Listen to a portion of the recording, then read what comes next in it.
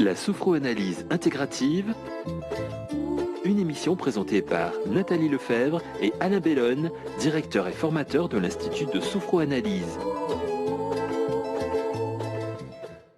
Bonjour mes très chers auditeurs, bienvenue pour un nouvel épisode de notre émission en partenariat avec l'Institut européen de sophroanalyse. Grand bonheur de démarrer cette rentrée et de retrouver mon co-animateur, comme vous avez pu l'entendre dans le jingle. Il est directeur de l'Institut européen de sophroanalyse, maître praticien et formateur en sophroanalyse intégrative. Bonjour Alain Bellone. Bonjour Nathalie. Comment est-ce que tu vas mon cher Alain ? Eh bien, on va dire dans ce contexte, je vais plutôt très bien. Je vais plutôt très bien après un bel été, réénergisant, de la pratique, du plaisir en famille, avec des amis. Et donc je reviens chargé d'une belle énergie et Dieu sait que nous en avons tous besoin. De partager une information à la fois passionnante, évidemment cette émission, moi j'adore depuis, je sais pas, on essayait de comptabiliser les émissions faites ensemble depuis les débuts de Radio Médecine Douce et elles sont nombreuses, on sait toujours... 24. Peut-être 24 émissions. Peut-être 24 émissions depuis mars 2016. Alors on sait que les auditeurs ont toujours énormément apprécié notre duo et puis ce duo-là s'est enrichi. On a eu la chance d'accueillir sur ce plateau à plusieurs reprises une maître praticienne en sophroanalyse, sophrologue et formatrice à l'Institut européen de sophroanalyse. Bonjour Birgit Kozan. Bonjour Nathalie. Comment vas-tu Birgit ? Écoute, je vais très bien. Pareil, réénergisée, bien profiter de l'été, des beautés de la nature. Voilà, la richesse de la nature, les fruits de la nature. Merveilleux. Aujourd'hui, on accueille une sophrologue et étudiante niveau 2. Elle sera bientôt assistante de formation. Bonjour Anne Duin. Bonjour. Alors pour toi, chère Anne, c'est une grande première. Oui. Comment est-ce que tu te sens face à un micro ? Je suis un peu impressionnée. D'habitude, c'est moi qui écoute Radio Médecine Douce. Et donc là, je vis de l'intérieur. Et donc, mais c'est très agréable. Ça, c'est vraiment assez fascinant, non, cher Alain, d'être à l'écoute des émissions, justement, peut-être même d'avoir eu envie, en écoutant les émissions, de venir se former au sein de l'Institut européen de sophroanalyse. C'est arrivé ? C'est arrivé, et puis l'émission que nous avons faite ensemble, juste avant le confinement au mois de mars, il y avait Alexis Casanova qui était là, et qui est actuellement, d'ailleurs, assistant sur la promo qui est en cours, et Anne va nous accompagner sur la nouvelle promo qui arrive là, fin octobre sur Paris. Tandis qu'une autre commencera également un peu plus tard à Aix. Et donc c'est justement ce passage-là montre aussi qu'il y a beaucoup de chemin pour chacune et pour tous ceux qui font cette formation, beaucoup de chemin intérieur et qui amène justement à vivre de nouvelles situations, d'attirer de nouvelles créations dans notre vie. Et ça, c'est plutôt un grand cadeau. Alors, chère Anne, ce sera aussi passionnant de pouvoir découvrir justement les coulisses d'être une étudiante au sein de l'Institut européen de sophroanalyse, voilà, tout au long de cette émission. Mon cher Alain, est-ce que tu veux introduire notre sujet du jour, pacifier nos blessures du passé pour nous épanouir au présent, tout un programme. Est-ce que tu veux introduire pour nos auditeurs ? Je crois que il y a des gens qui se posent souvent des questions sur le sens de la vie, des grandes missions à rechercher. Je crois qu'en tant qu'être humain et avec, on va dire, la foi également qui est la mienne, mais que je ne glisse pas dans l'enseignement de sophroanalyse, je crois que si nous avons un chemin à faire, c'est de reconnaître absolument qui nous sommes en essence et dans notre droit de naissance, c'est-à-dire d'être des êtres humains qui ont toute la légitimité à vivre, à être aimés et à pouvoir s'incarner pour créer vraiment la vie telle qu'ils voudraient l'avoir, parce que c'est justement à travers ce filtre de la perception que nous sommes créateurs dans notre existence et que cette belle intention ne se réalise pas, on va dire, d'un claquement de doigts et que il n'y a pas de solution express, magique, qui serait donnée dans les mains d'un praticien, d'un thérapeute, qu'il soit sophroanalyste ou autre, ou énergéticien ou chaman, pour d'un seul coup ouvrir ta porte, et que c'est aussi un travail qui se fait dans le cadre d'une relation, quelles que soient un petit peu les techniques. Et qu'il y a quand même, pour ouvrir ce chemin, pour favoriser ce chemin, il faut, on va dire, j'aime pas dire il faut, mais disons que il s'agit de prendre une décision qui va impliquer de rentrer profondément en soi, pour finalement reconnaître les obstacles, les croyances qui nourrissent finalement une sorte de d'atonie, une sorte de paralysie, une sorte de peur de vivre. Et cette peur de vivre rejoint souvent cette peur de mourir. Et pour dépasser cette peur de vivre, il s'agit à un moment donné de se souvenir de choses qui sont importantes, qui sont pour nous des clés, qui ne sont pas des clés magiques, mais qui sont des clés qui vont favoriser ce chemin, un chemin de connaissance de soi et un chemin de transformation quand c'est possible. Et au moment où c'est possible et au rythme où c'est possible sur son chemin. Et c'est ces clés-là dont nous allons essayer de parler et de transmettre les éléments le plus simplement possible. C'est-à-dire que sans conscience de notre histoire de vie, de là d'où l'on vient, il est difficile parfois d'avancer. C'est le cas de beaucoup de gens peut-être qui seront à l'écoute de cette émission et qui ont l'impression d'être à un carrefour de vie, de rencontrer des difficultés, qui reviennent parfois justement en boucle, alors peut-être incarnés par des alibis différents, mais voilà, une sensation d'un schéma répétitif. Et donc l'invitation, c'est d'aller dans l'introspection de ce qu'on a pu vivre, c'est ça cher Alain, et pouvoir un petit peu décortiquer, investiguer l'histoire de vie, celle qui nous a fondés et aujourd'hui qui nous empêche peut-être d'aller justement un peu plus de l'avant, d'être un petit peu plus libre. À la réserve près que investiguer notre histoire dans la conscience que nous sommes dans le présent et que ce que nous allons investiguer n'est plus le passé. Parce que le passé est mort. Qu'il soit karmique, qu'il soit transgénérationnel, qu'il soit de notre propre existence, ce passé n'existe plus. En revanche, ce qui existe encore, ce qui se manifeste encore, ça fait partie du présent, et c'est là où, justement, on a le pouvoir, pour peu qu'on en prenne la décision, et on verra la responsabilité, on a le pouvoir d'entrer en contact avec, justement, ces schémas. Et ces schémas sont souvent mentaux, et c'est pour ça que une des premières clés, n'est-ce pas, Birgit, c'est le corps.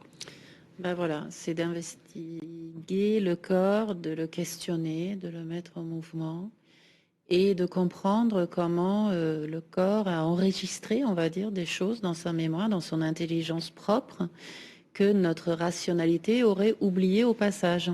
C'est dans le ressenti corporel, dans l'apprentissage d'écouter son langage, que nous pouvons nous réconcilier avec nous-mêmes parce qu'il va nous livrer des messages.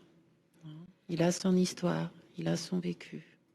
Et notre histoire commence dans les ressentis. Je pense que Anne pourrait témoigner que lorsqu'elle est, par exemple, à explorer sa toute petite enfance et voir son bébé intérieur, elle a pu ressentir justement ses angoisses, ses peurs ou ses pulsions, ses envies, ses désirs, parfois coupés, qu'un enfant ressent, mais sur lesquels il ne peut pas élaborer de pensée. Au tout début de notre existence, voire au stade déjà du fœtal, eh bien, on éprouve des choses. Et donc, c'est à partir de ce qu'on éprouve que commence à se construire la personnalité, sur lesquelles ensuite vont se greffer les pensées, et en particulier toutes les pensées inconscientes, tout ce qui concerne le refoulé, toutes les représentations, les images, parce qu'en fait, la pensée, c'est des images. Et ces images-là, on va les projeter sur le monde, et notamment sur les autres, à commencer par l'image de soi. Et donc, il s'agit d'aller à la rencontre de cet éprouvé pour pouvoir réaliser comment ça a façonné un certain nombre de croyances qui ont alimenté un certain nombre de comportements que le petit enfant intérieur, l'enfant dans l'adulte, continue à reproduire parce que c'est ce qu'il connaît. Qu'est-ce que tu as ressenti, toi, à partir du moment où tu étais venu d'une formation, d'un parcours plutôt mental, ouais. Lorsque tu as justement été invité à rentrer dans ce ressenti, dans cette voie du ressentir qu'est la sophroanalyse? Moi, j'avais fait une formation en psychologie, débuté une formation en psychologie, et c'est vrai qu'à la fois j'ai pu contacter parfois des choses que j'avais contactées au niveau du mental, mais là au niveau du ressenti, ça peut être de la tristesse face à une situation, des situations difficiles dans la vie, de perte, voilà, de vécu avec les parents, voilà, des choses comme ça, et mes ressentis au niveau du corps, au niveau des émotions, l'émotion. Et c'est vrai que du coup, c'est tout autre chose en fait. Ça se donne de manière différente parce que tout d'un coup, il y a une connexion qui se fait entre ce que j'ai vécu, mon histoire, ce que je me raconte ou ce que je sais, et puis ce que je ressens, et puis ce que je peux découvrir, ce que je peux avoir cru, dans ma tête, et de me rendre compte qu'en fait, c'était pas forcément comme ça, ou Ce que tu avais interprété, par exemple. Bien sûr, ou parfois pouvoir interpréter que moi, petit enfant, j'avais pensé que mon parent ou d'autres personnes n'étaient pas, avaient réagi pour telle et telle raison, et là tout d'un coup je me rends compte en pouvant aller visiter un petit peu aussi mon parent, comment ça se passait pour lui, ce que j'ai pu projeter, que c'était pour lui c'était complètement différent. Enfin, les choses se donnaient autrement, et donc ça ouvre aussi les horizons en fait. Et c'est vrai que comme au niveau corporel, il y a quelque chose qui ne ment pas en fait. Enfin, tout d'un coup, on est connecté à ce qui est là pour nous, et donc on n'a plus ce côté mental où on se raconte des histoires, on se dit ah oui, peut-être c'est ça, et on tombe sur vraiment l'émotion ou ce qui était en jeu pour nous à ce moment-là. Donc le corps ne ment jamais, il détient des informations extrêmement précieuses. Donc la sophroanalyse intégrative, évidemment, inclut cette dimension du corps, mais pas seulement. Et c'est ça qui est passionnant. Elle l'inclut sans en faire une finalité. D'accord, ça c'est important. Parce que le corps n'est que le reflet, finalement, de la manière dont on se le représente déjà. Donc l'image de soi est assez, on va dire, phagocytée d'une certaine façon par notre identification au corps. Or, ce corps-là n'est que la manifestation de la manière dont, entre guillemets, il est pensé. C'est-à-dire, c'est l'esprit.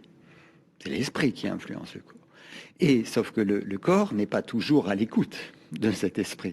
Et comme disait Anne, on peut très bien, à partir des ressentis, finalement, se rendre compte qu'une pensée, une croyance avait été refoulée, et que, surtout, les perceptions que nous avions eues par le passé, alors que nous avions qu'une conscience d'enfant, voire de bébé, voire de nourrisson, voire de fœtus, nous a influencé, voire à conditionner notre perception de nous-mêmes et des autres, et vient alimenter la manière dont nous continuons à percevoir le monde et à nous comporter. Et comme on ne le connaît pas, alors on pointe du doigt sur les autres. Et c'est là où il y a une invitation à retourner à l'intérieur, parce que ce soit les questions que nous nous posons ou les réponses que nous attendons, ça vient de soi, ça vient de l'intérieur de soi. Et donc, il s'agit d'aller à la rencontre de notre histoire, à la rencontre de notre expérience nous-mêmes de vie. Mais également parce que nous avons appris à la vie grâce à nos parents. C'est eux qui sont nos premiers enseignants pour la vie, pour l'amour, pour faire du vélo, pour manger. C'est eux qui nous enseignent la vie. Et donc, eux-mêmes portent un enfant intérieur. Ils ont leurs blessures, ils ont leur expérience, ils ont leur perception. Ils ont une perception de leur enfant. Ils ont une image de leur enfant, mais connaissent-ils véritablement leur enfant? Non. Et nous avons une image de nos parents. Mais avez-vous déjà imaginé, ta maman sans être sa fille? En couche-culotte. Pas en couche-culotte. Non, mais c'est ça, en couche-culotte. En couche-culotte, ta maman a 4 kilos, ayant à peine quelques jours, quand elle avait 3 ans, etc. Maman est un être humain, papa est un être humain qui a son histoire. Et la manière dont eux-mêmes ont perçu leur expérience, les conclusions qu'ils ont tirées inconsciemment de leur histoire, de leurs expériences, les décisions qu'ils ont prises inconscientes ont influencé la manière dont ils t'ont accueilli au monde, dont ils t'ont élevé, dont ils te perçoivent. Et donc ça joue aussi, de même que joue l'endroit où nous avons grandi. Donc nous ne sommes pas des êtres isolés, je dirais que le modèle freudien nous isole un petit peu. Hein. C'est un petit peu un ego un peu replié sur lui-même. La manière dont nous voyons les choses fait que le bébé vient au monde dans une famille qui a une histoire, dans un collectif qui est une société, une culture, un milieu visible et un milieu invisible, et que tout ça va conditionner finalement la manière dont nous allons évoluer ou pas. Et pour évoluer, il nous faut de la sécurité. Pour évoluer, il nous faut être en relation. Et en relation avant tout avec papa et maman. Et que tout ce qui se joue au niveau de la peur de la séparation, voire de la peur de vivre, voire de la peur de mourir, et Dieu sait qu'actuellement c'est un grand sujet, eh bien, se joue au niveau de l'enfant dans sa relation aux parents. Et toute cette histoire de lien va se rejouer ensuite avec tous les acteurs de notre vie avec qui nous allons pouvoir jouer au jeu du miroir. Et donc, il est essentiel de voir comment l'enfant a pu concevoir l'image de lui-même, à savoir est-ce que je suis suffisant pour être aimé, ou au contraire, est-ce que je suis dans une forme d'insécurité? Alors, il n'y réfléchit pas comme ça, hein, bien sûr. Mais est-ce que je me sens en sécurité dans le lien? Est-ce que je me sens aimé? Est-ce que je suis digne d'amour? Quel que soit le fil sur lequel on tire, quel que soit le fil de l'histoire, il nous ramène à ça. Il nous ramène à cette grande question. Alors moi j'ai une réponse, mais c'est la mienne. L'idée, c'est de pouvoir accompagner la personne à retrouver finalement son essence, son innocence d'enfant, parce que ce que nous avons cru dans notre enfance a malheureusement créé chez nous des graines qui ont poussé de culpabilité. Et puis on opposerait les deux, l'innocence et la culpabilité. Voilà. Et ça, c'est de la dualité, c'est un combat. Sans arrêt. Donc l'enfant s'est senti coupable que ses parents agissent d'une manière ou d'une autre sans pouvoir les remettre en question en introjectant que c'était de sa faute. Il a pu introjecter ça, et c'est fréquent. C'est assez fréquent. D'où le lien hyper étroit et particulier qu'ont les gens. Alors je m'inclus, même si j'ai jamais été trop grande tendance à la culpabilité, mais c'est vrai, quand on croise les gens dans leur vie et dans leurs expériences, la culpabilité fait partie de leur vie et elle vient naître à ce moment-là de notre parcours. Et surtout, elle va influer sur l'estime de soi. C'est-à-dire comment un petit enfant qui se sent sans cesse coupable de ne pas être comme ci, comme ça, comme il faut, tout court, il ne pourra pas se reconnecter à cette conscience qu'il a une valeur, hein, qui lui permettra d'établir la confiance en soi, au-delà de ça, l'estime de soi. Et c'est souvent ce qui manque en fait. Hein. Et c'est ce manque d'estime de soi aussi qui fait que, adulte, aujourd'hui, dans le présent, la personne ne va pas se sentir, entre guillemets, capable de faire telle ou telle chose pour se faire plaisir, par exemple, ou pour acquérir un nouveau métier, ou pour être en couple heureux. Voilà, c'est ce manque de valeur de soi que l'enfant a intégré comme ayant été quelque chose qui avait un sens, puisqu'il avait cru comprendre, et au travers les agissements parfois des parents, voire des professeurs à l'école, hein, on peut continuer, hein, ne pas être comme il faut. Ce sentiment originel de culpabilité, de honte va faire qu'il va se sentir pas assez bien. Face aux figures d'autorité qu'il peut rencontrer, tu extrapolais au-delà des parents. Absolument, parce que à chaque fois que la personne va rencontrer à nouveau un contexte favorable pour, entre guillemets, rejouer cette culpabilité, ce manque d'estime de soi, ce manque de valeur de soi dans le présent, bah, il va rejouer. Hein. C'est ce que nous appelons les tendances actualisantes. C'est les fameux scénarios qui vont se répéter. Tant que j'ai pas mis un projecteur là-dessus pour prendre conscience, qu'est-ce qui se joue d'abord? Comment ça se joue? Et ultérieurement dans le travail sur soi. Comment ça a commencé cette histoire? Pourquoi ça se joue ainsi? C'est ça le travail sur soi aussi. Hein. Le chemin...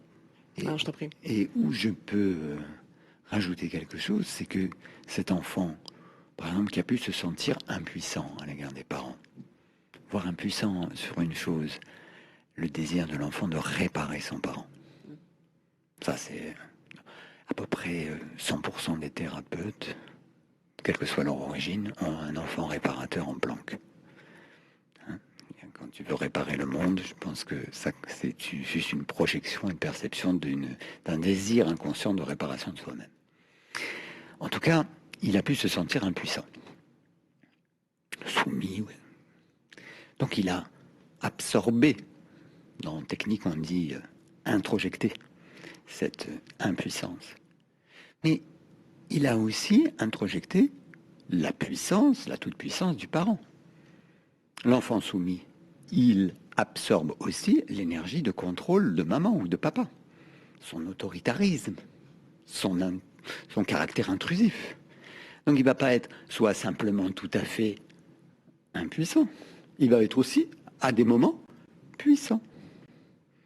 Il va parfois réagir avec telle ou telle personne dans l'état où il était quand il avait 5 ans, et à ce moment-là, il est face à, je sais pas, une patronne, un patron qui lui rappelle vaguement sa mère, mais il va agir avec d'autres personnes, comme sa maman agissait avec lui, avec une autre personne qui à ce moment-là sera une partie de lui-même, ou qui lui rappellera peut-être son papa soumis.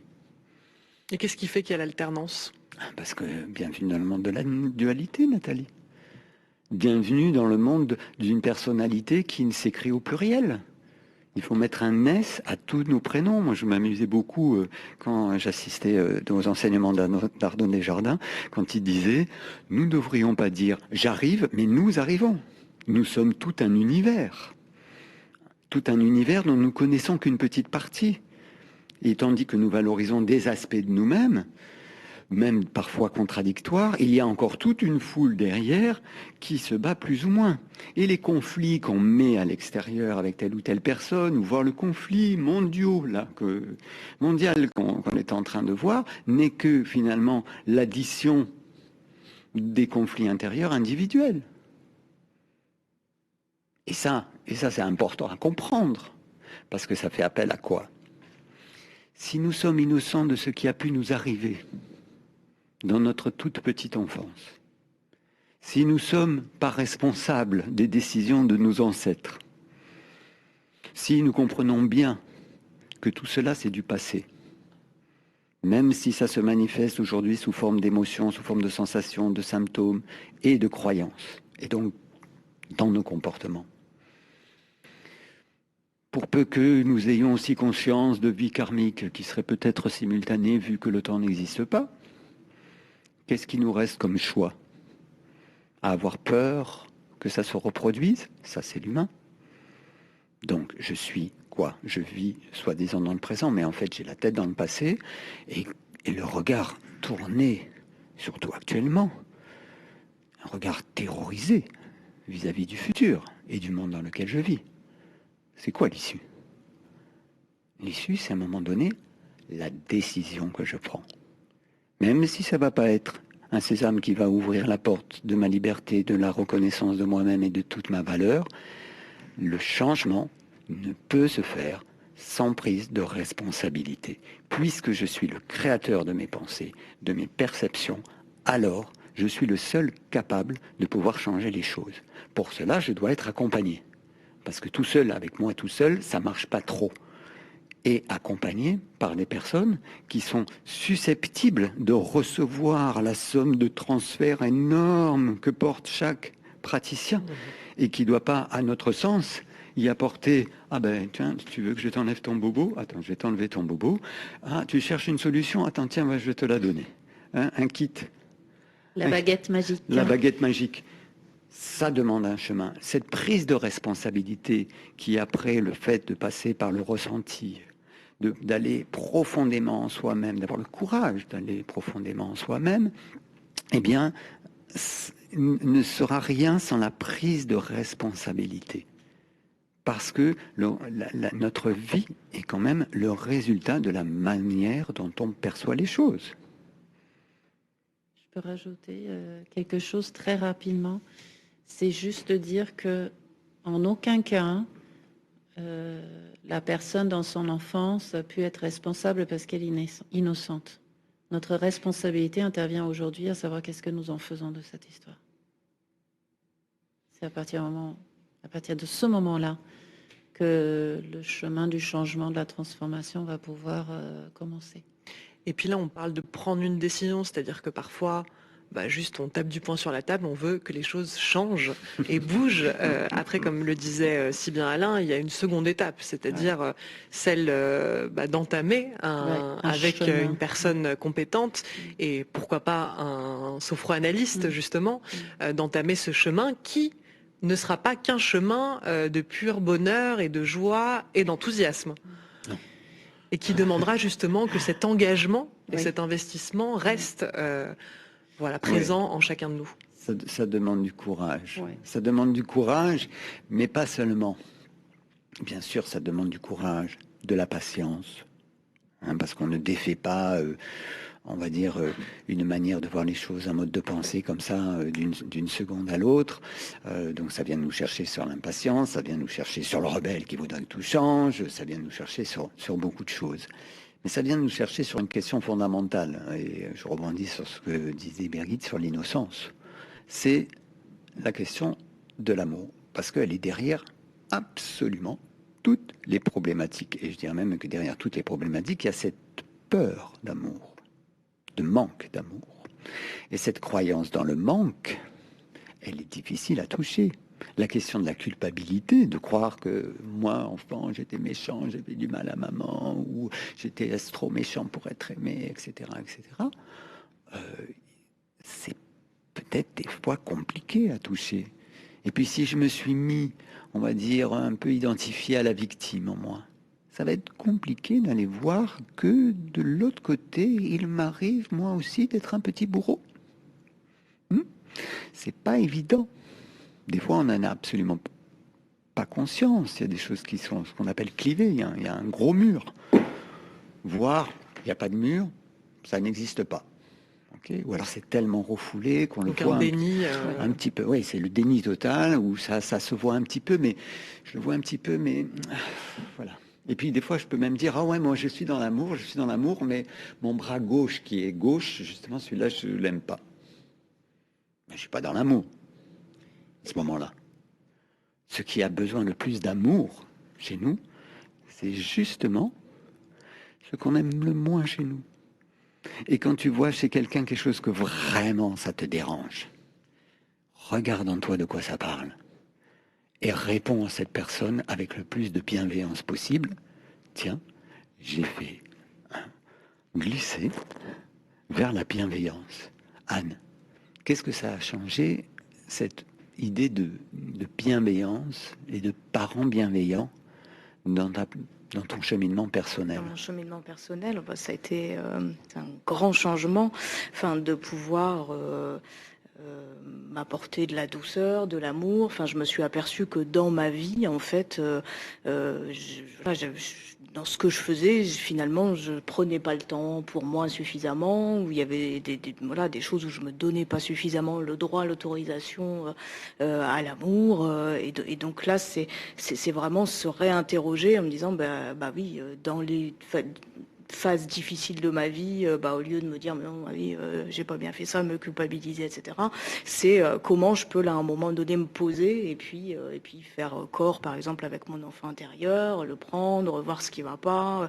Donc il y a plein de techniques comme ça qu'on a appris qui permettent d'avoir des rendez-vous quotidiens avec soi et surtout quand ça va pas pour convoquer tout ça. Donc c'est vraiment quand on arrive à l'appliquer au quotidien et c'est un processus après parce qu'on le vit dans la formation, on le vit quand on s'entraîne aussi pour des accompagnements. Quelque part après ça, voilà, c'est quelque chose qui fait partie tout doucement, petit à petit de soi et de s'aimer. Enfin, moi je dirais aujourd'hui tout doucement, j'arrive à m'aimer tel que je suis, c'est-à-dire avec. Auparavant, je me disais m'aimer, c'est être parfaite et aimer que les côtés positifs, ce que tu disais Alain en fait, et chercher ça chez les autres aussi forcément. Et là aujourd'hui, je me dis mais en fait, je peux m'aimer tel que je suis, voilà, avec des choses qui parfois vont moins me plaire ou voilà, des choses où j'ai pas réussi forcément comme il fallait. Et du coup, ça, le monde change, parce que les autres, c'est pareil, je peux les accepter tels qu'ils sont. Au fond, il n'y a pas de souci. Et donc, à partir de là, il y a d'autres portes qui s'ouvrent, en fait, de pouvoir travailler avec cette bienveillance. C'est quelque chose. Et puis après, dans les projets aussi, professionnellement, pouvoir se dire qu'on ne peut pas accompagner quelqu'un si on n'est pas soi-même aussi, si on n'a pas travaillé aussi cette bienveillance vis-à-vis de nous, cet amour. Voilà, moi je sais que en séance personnelle, j'ai travaillé le fait d'une petite phrase là comme ça que j'avais à l'issue d'un travail rédigé, qui était que je pouvais m'apporter de l'amour et de la douceur à chaque fois que j'en avais besoin. Et bon, moi les petites phrases comme ça, c'est pas forcément quelque chose qui me parlait au début. Et en fait, vraiment le fait que j'ai fait tout cheminement pour arriver à cette phrase qui venait de l'intérieur de moi, aujourd'hui, je la convoque très régulièrement. Et c'est quelque chose qui fait partie de ma vie, et je sens à quel point après c'est pas juste une phrase mentale, oui, j'arrive à la diffuser dans mon corps, dans mes cellules, ça c'est très intéressant parce qu'il y a beaucoup de gens qui dans ce milieu en effet vont voir des conférences, lisent des livres et ont assez concrètement compris peut-être que le chemin c'était l'amour, donc la pensée elle est intellectualisée, mais ce que tu dis c'est très juste, c'est-à-dire qu'à un moment donné tu as senti que ça vient du corps, ça émane de soi et c'est plus juste intellectuellement c'est par là qu'il faut passer, c'est la case à cocher. Tout à fait. Puis je sais aussi qu'il y a des moments où j'y arrive pas. C'est pas toujours, c'est pas vrai qu'on est toujours dans l'amour. Et des moments c'est pas possible. Et quand c'est pas possible, c'est aussi j'accueille le fait que là c'était pas possible pour ce moment-là. Aimer que ce soit pas possible, est-ce que ce serait un peu oui. Parce qu'en fait, c'est l'enfant coupable. Quand tu es coupable, tu dois être puni. L'enfant qui se sent imparfait, il a été critiqué. Il a appris la critique. Donc il critique les autres, ou il critique lui-même, ou voire les deux. Donc en gros, le grand copain de la culpabilité, c'est le jugement. Le jugement avec en plus toutes des adaptations qu'on a fait, ce qu'on appelle des drivers pour pouvoir être parfait, justement, fort, tout ça, y compris dans la spiritualité ou le développement personnel, ok. Et finalement, continuer à faire en sorte que notre parent intérieur très critique nous guide et soumette l'enfant qui parfois se rebelle, etc. Qu'on reste dans des trucs, finalement, qui sont très infantiles. Donc, et donc on trie, justement, on n'arrête pas de comparer. C'est justement ce qui paraît le moins aimable qui a besoin le plus d'amour. Parce que ce qui paraît le moins aimable en nous, c'est l'enfant blessé. Et cet enfant blessé, il n'a pas nécessairement cessé d'aimer ses parents, mais il a cessé de s'aimer lui-même. Donc il s'agit, c'est une véritable rééducation. Il faut repasser sur tous ces mots. Vous savez, c'est pour un mot qui a pu blesser à vie, il va en falloir peut-être des centaines. Et il ne s'agit pas non plus de faire, entre guillemets, de la psychologie positive. On ne sait pas de quoi ça parle, mais on saute sur sa chaise en disant « je m'aime, je m'aime, je m'aime, je m'aime ». Non, va voir justement cet aspect de toi qui manque d'amour et offre-lui cette possibilité-là. Parfois, c'est difficile.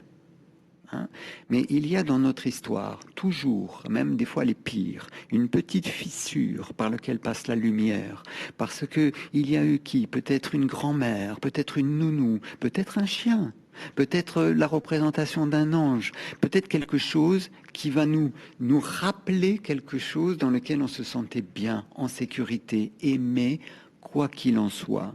Ma mamie,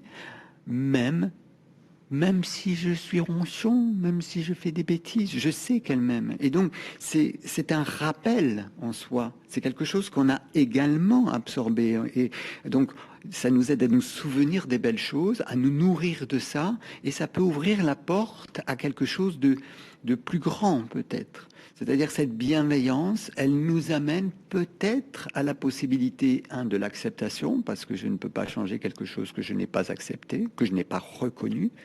Elle nous amène à nous rendre compte qu'il ne s'agit pas de se faire reconnaître par l'autre, mais d'abord de se reconnaître soi. Et enfin, d'apporter la seule réponse possible à une blessure d'amour, qui est de l'amour. Et ça peut nous amener même au pardon, et même juste à l'inutilité du pardon, parce que finalement, il faudrait pardonner à quoi? À la croyance d'un enfant de 3 ans? À la peur que j'ai d'aimer ou de ne pas être aimé, ou de vivre ou de mourir, et c'est un peu la même chose. Il n'y a rien à pardonner.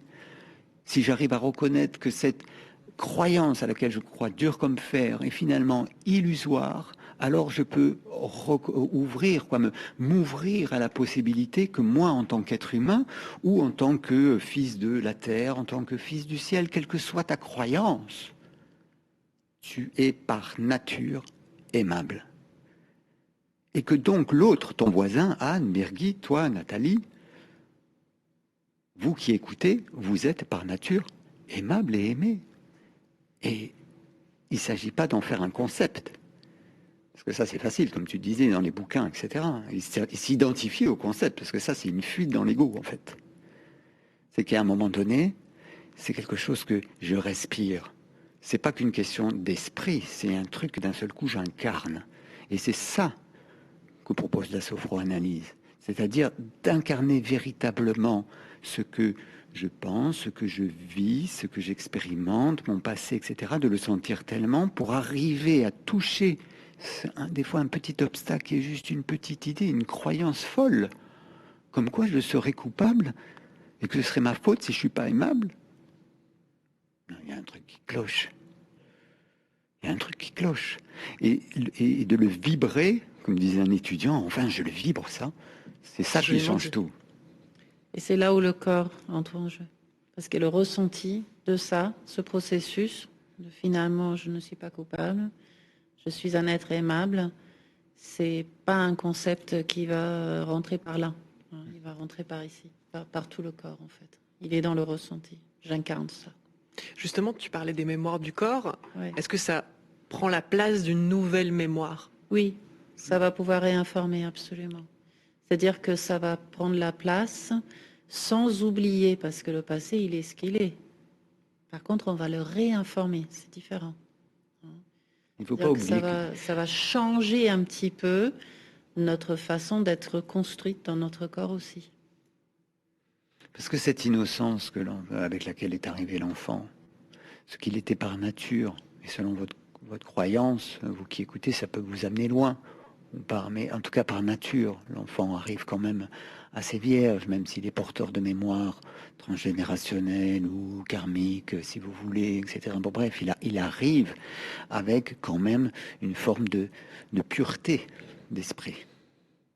Okay, c'est après que les choses sont tordues.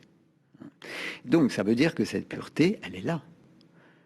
Le fameux soi dont on se sert en sophroanalyse pour signifier, on va dire, ce que chacun peut mettre comme étant l'être, moi, ce que je suis par nature, mon âme, etc.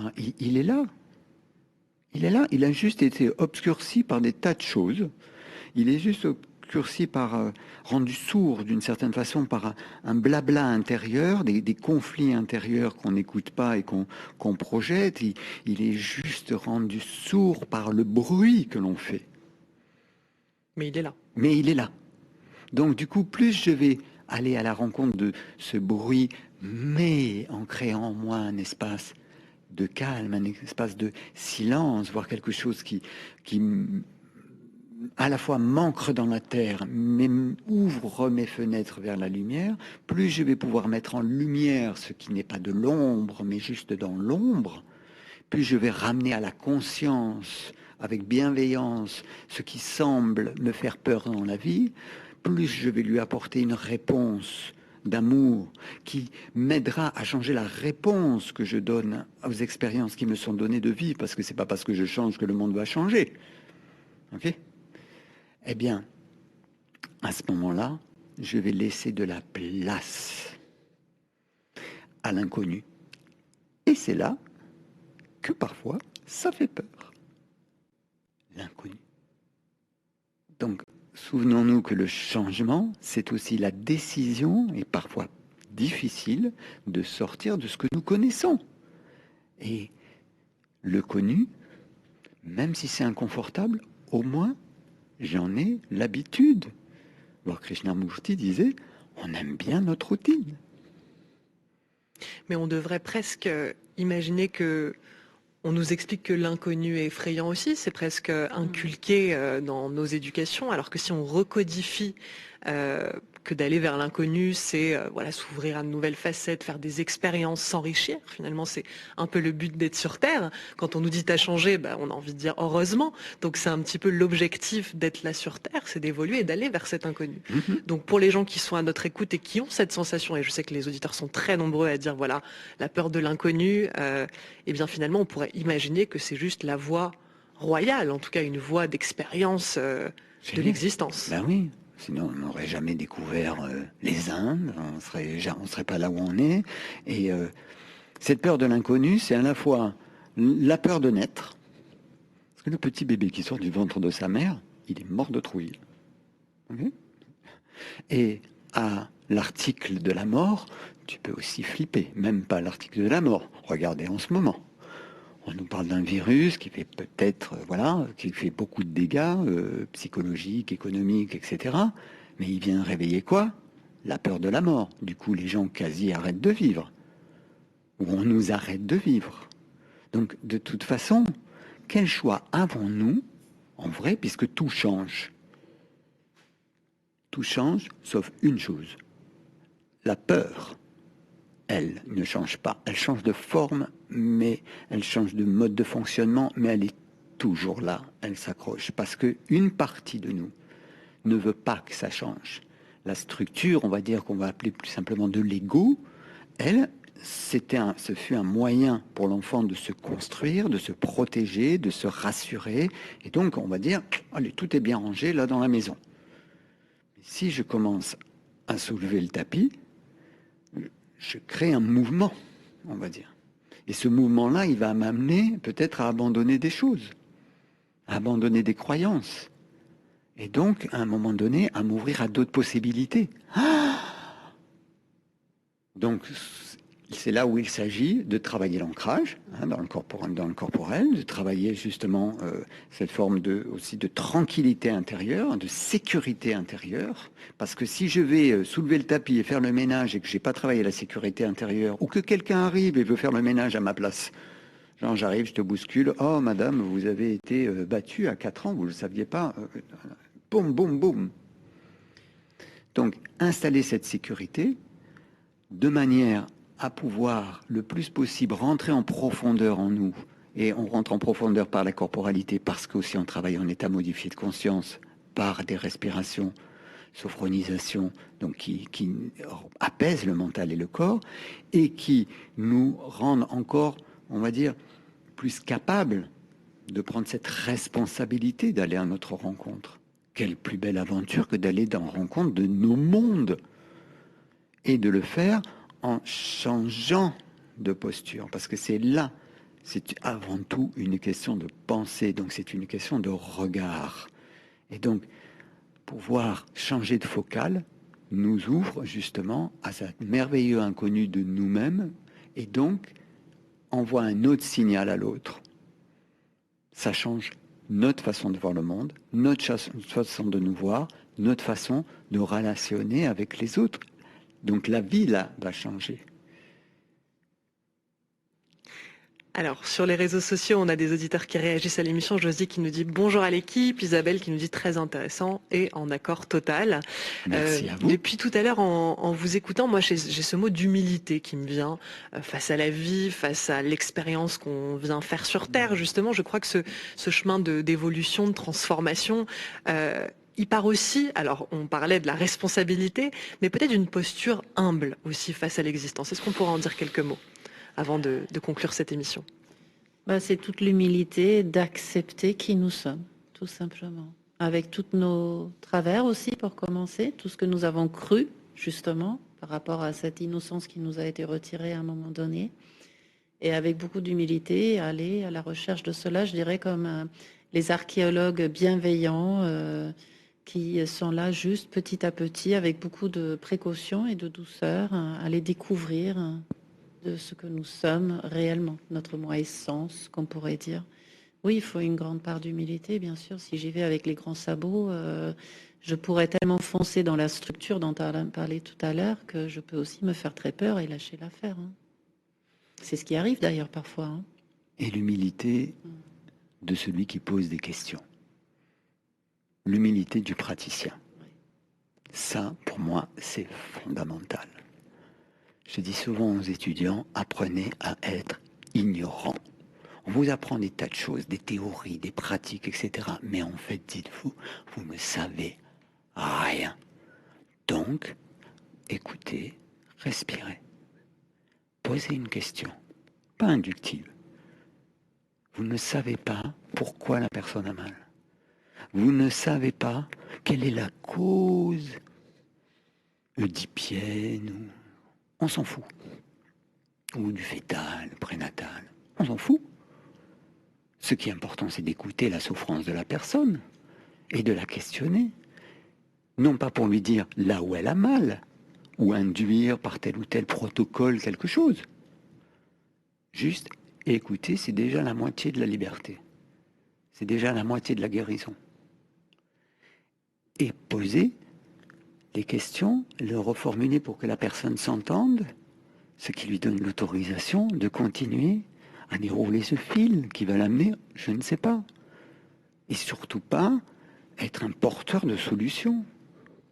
Moi, je suis moi-même énergéticien. Vous voyez, j'ai appris beaucoup au Pérou, etc. Il y a des gens qui viendraient me voir en disant « Ah, enlève-moi le mal, dis-moi ce que j'ai. » Non, on ne fait pas cela. On commence. Le véritable travail est d'amener la personne à être elle-même porteuse de son énergie de changement. Donc, je ne sais pas pourquoi tu as mal. Je ne sais pas quelle est la solution à ton problème. Mais tout ce que je vais faire, c'est t'accompagner à trouver les clés, la porte, pour simplement que tu découvres ce qu'il y a derrière la porte, c'est-à-dire toi. Et peut-être que ça t'amènera à l'univers, à Dieu, à ce que tu veux.